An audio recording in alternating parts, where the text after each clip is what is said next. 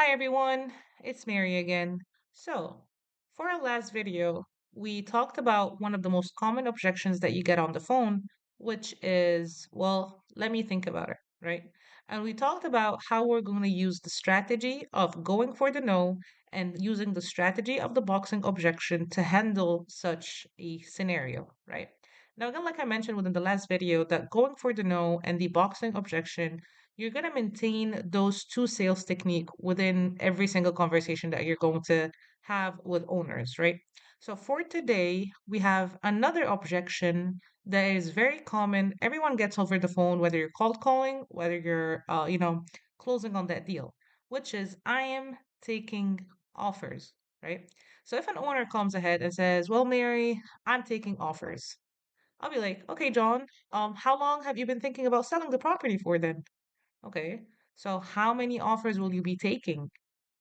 When will you be ready to make a decision? Right? So I am taking offers as non-committal language. So you want to immediately use the go for the no strategy, right?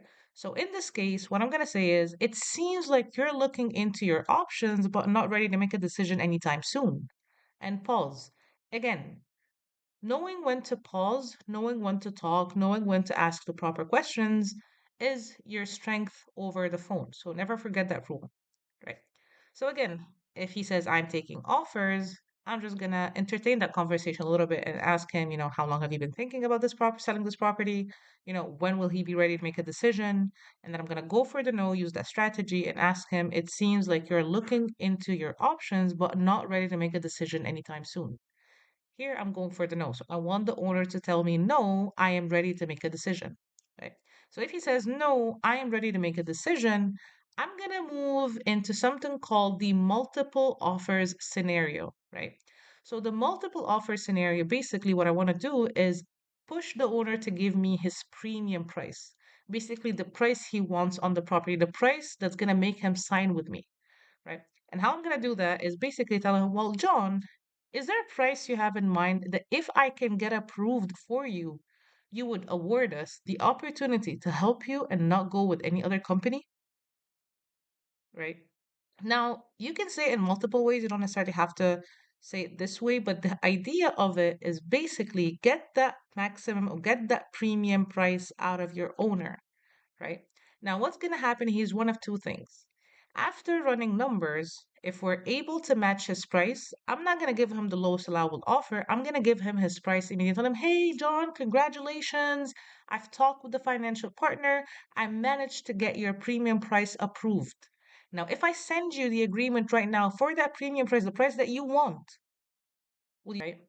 So once he says yes, we can send out that contract and get it signed for the premium price that he wants. So on the other hand, let's say after running numbers, we cannot match his premium price, right? What am I going to do in this case? Simply, I'm going to take all of the information that I got on the property, pictures, comps, ARV, the address, of course.